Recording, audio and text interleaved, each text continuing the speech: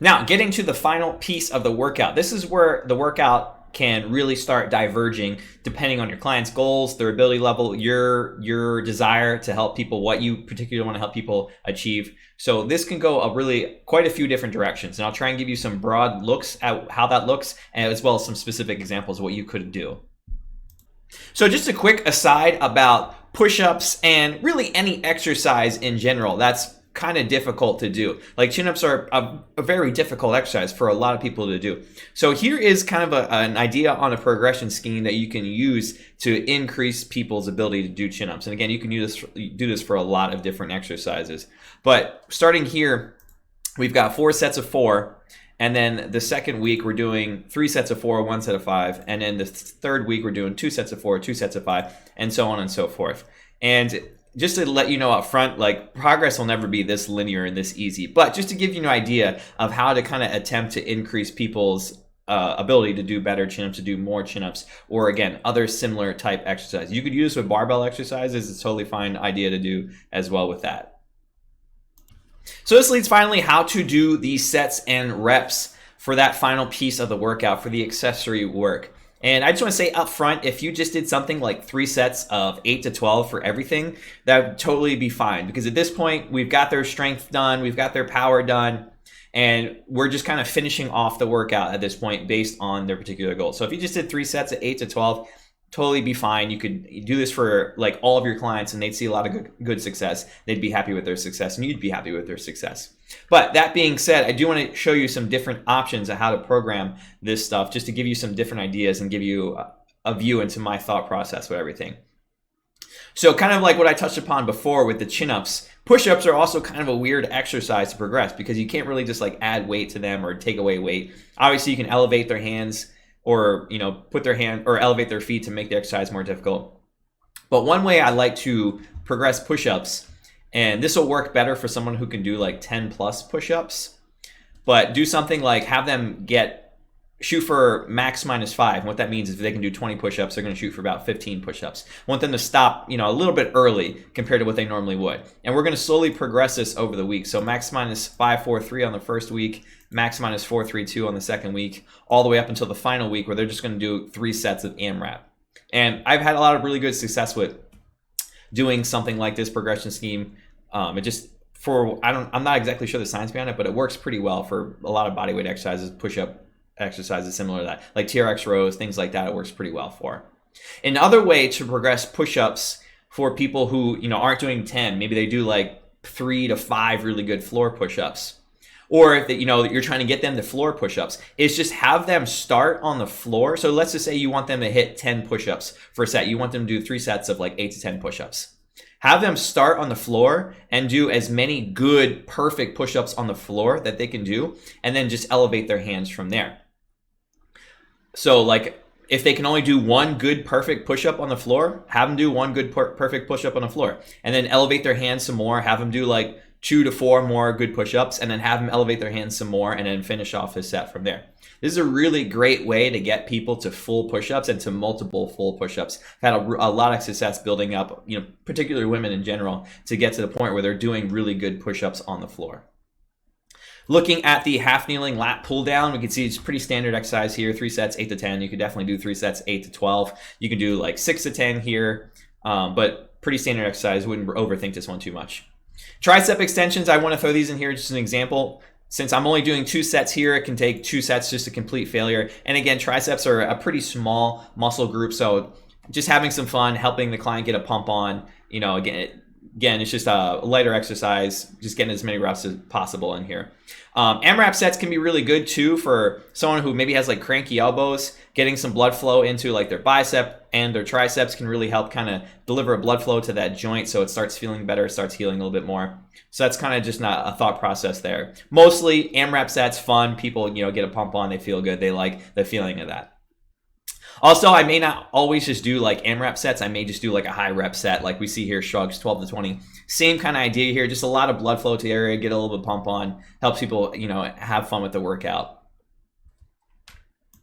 Just to give some examples of the lower body exercises, we see the first one is an eccentric step down. And this is a slow movement, and it's kind of like a corrective strength exercise in a way, if you think about it, because they're really slow. They have to really control the tempo, and you're really getting your body working and controlling and owning that movement. Otherwise, you're going to fall down. So things like this, I'll typically keep in a lower rep range, like the 6 to 10. I might even do something like a 5 to 8. But this is not to say you can't do higher reps. For something like a lunge, you could definitely do something like a 12 to 20, especially if you just want to kind of kick their butt. But with something like an eccentric step down, or if I was going to do like a rear foot elevated split squat, something like that, I'd probably keep the reps just a little bit lower, because it is a little bit more difficult exercise. Worried about kind of falling in that type of stuff. Not falling in, they're going to get hurt, but falling and they keep kind of just, they're having a trouble just keeping their balance in the exercise. Dumbbell hip thrusts, pretty standard exercise, 8 to 12. You can definitely try and go a little bit heavier, like a 6 to 10, or like go lighter again with like that 12 to 20 rep range. And then side planks, again, very standard here, 3 sets, 25 to 45. So just a pretty good example of what upper body and lower body kind of programming can look like.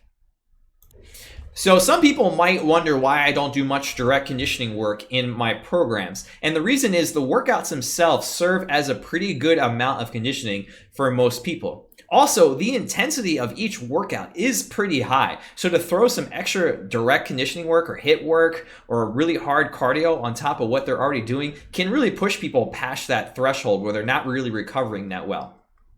If you were to do some hard conditioning work with your clients after doing workouts like these, I'd constantly check in with them to make sure that they're not really cranky, that they're not overly hungry, that they're not waking up all the time really tired. These are all signs that people are exceeding their recoverability levels. So just be very cognizant of that stuff. It's not the end of the world if you throw extra direct conditioning, hard conditioning work on top of people if they're going through workouts like this. But again, just keep in touch, make sure that they're recovering well and not pushing them past their threshold. And again, this is not something you're going to get right away. You're not going to know who exactly you can push a little bit harder and who you have to scale back. But in general, people who are younger, in their 20s and younger than that, you can push a little bit harder because they've got so much energy and they feel great all the time. Versus someone like myself, I'm almost 40 and I'm angry and cranky all the time.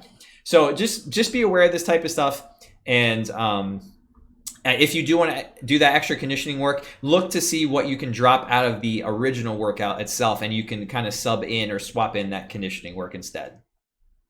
One small tweak that you can make with my approach is drop those final blocks of the accessory work and just replace them instead with some direct conditioning work. And you could do something like rope slams on upper body days. You could do something like sled marches on lower body days. You don't necessarily have to keep it upper body only conditioning and lower body only conditioning, because at this point we're just conditioning. We're not really worried about strength or that type of stuff. And these are going to be lighter, faster movements, so it's not really a big concern if you do like lower body exercises on an upper body day. Just one caveat: if you are doing like an upper body day and then a lower body day the next day, I wouldn't go really hard on lower body conditioning work, because then it could start interfering with the workout. But in general, it's not a huge concern. And even if you did go a little too hard, most people are able to recover pretty fine. It's not a huge deal.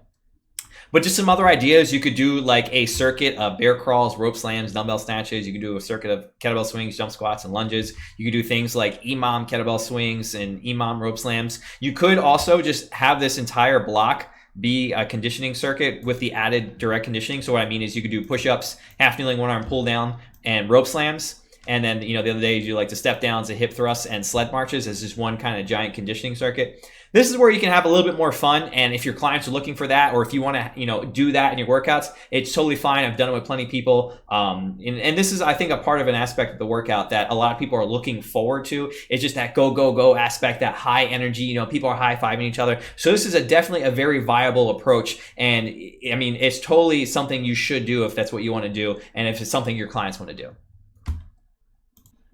So here we have a very minor variation of what I normally do. And to me, this is what bootcamp classes, CrossFit classes, this is what they ideally would look like. Because we still start off with our warm-up sets and our athletic/explosive work. We've got our direct heavy strength training, and then we end the workout with a big giant set of a bunch of different exercises, getting our heart rate up, having really high energy, and doing a bunch of work in a short amount of time.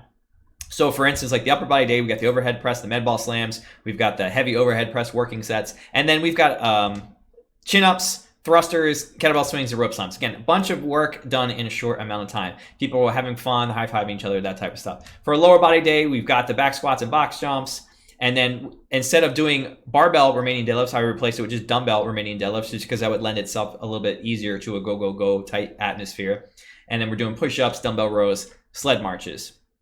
So again, just dropping the secondary lifts and replacing everything into a giant set of a bunch of work done. And for me, this leans more towards the conditioning side compared to my programming leans a little bit more towards the strength side.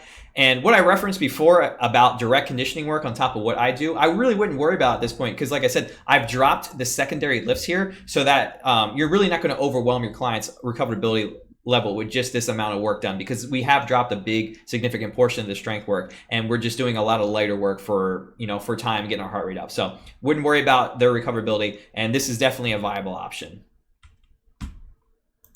Now, if you or your clients are concerned with a little bit more hypertrophy and trying to get a little bit bigger, I would finish the workouts with some machine work, trying to get to as close to failure as possible.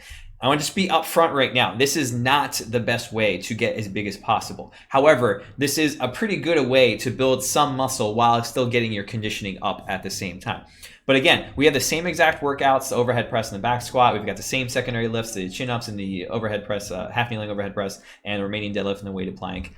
On just an upper body day, we're just going to do some machine incline presses with some lat pull downs, and then some tricep extensions with some shrugs. And again, very similar kind of thing here, push pull for that upper body day, and then kind of a catch-all category here on the final pieces. And you notice that we got like a D1 and D2, because again, these are slightly less intense, not a really big deal. You could do a giant set of 4 exercises, totally fine. You could do like 3 exercises. You can do just these 2 exercises. Not a huge deal here. Now, the only slight difference with the leg day, with the lower body days, is again, only 2 final exercises here, and I'm going to generally just do them by themselves, because again, these are pretty intense exercise. And if you're getting close to failure on these exercises, you're going to want a lot of rest in between. So you don't necessarily want to bounce back and forth between each exercise. You totally can. It's totally fine. Not a huge deal, but it is a bit to recover from. But for this example, I put leg press, C1, and then leg curls, D1.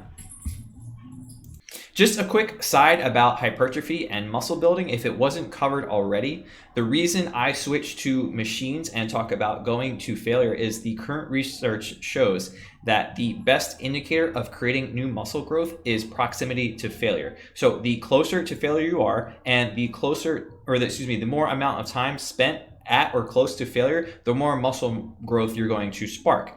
And the reason you want to use machine exercises in this case is because they do isolate those muscles and they provide a lot of stability. And this is really key for hypertrophy, because if you think about a back squat, it is a fantastic exercise. It's going to build a lot of strength throughout, and a lot of muscles throughout your body. However, for this reason, it's also a pretty poor hypertrophy exercise. If you put a brand new lifter on back squats, they will get bigger necessarily. That is going to happen. If someone wants to specialize a little bit more in a hypertrophy, they have to target specific muscles and get just those muscles close to failure, because otherwise that stress is dispersed through multiple muscle groups. So again, this is why I will lean towards machines for hypertrophy work if someone is looking for a little extra muscle mass.